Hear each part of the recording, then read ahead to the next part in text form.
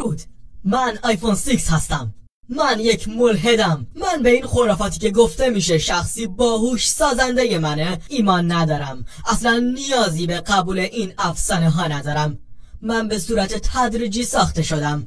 دارای باتری لیتیوم هستم که طی سالها از ترکیب عناصر گوناگون ساخته شده، از قبیل زنیک و کادمیوم و نیکل و مواد دیگه. و دارای رم DDR3 هستم که دارای پایه های ترانزیستوریه که طی تکامل روی هم چسبیده. همینطور دارای پردازنده گرافیکی هستم که اونها از سیلیکون و انواع رابط ها ساخته شده. و فلش مموری. اسکرین من از ترکیب نوعی یاقوت با چند عنصر دیگه تشکیل شده. چسبیدن همه اینها طی سالهای طولانی و بعد از تکامل مستمر اتفاق افتاده. ما تاریخ و اجدادمون رو میشناسیم، آثار و باقی مونده هاش رو هم کشف کردیم و در نهایت ما آیفون. پس لطفاً اراجیف نبافید در مورد موجودات خیالی که ما رو با دستاشون ساختن. یکم روشن فکر باشید.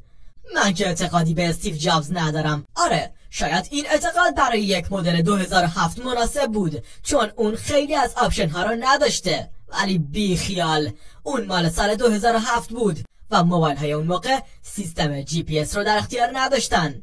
پس نمیتونیم اونا رو سرزنش کنیم. از جلوی چشم دورش کن. ولی بلند نشی بیای اینجا و بگی باید تو سال 2015 هم همین اعتقاد رو داشته باشیم. چون اگر ما هم بخوایم اونجوری فکر کنیم دیگه نباید اسم خودمون رو تلفن همراه هوشمند بذاریم. اینطور نیست؟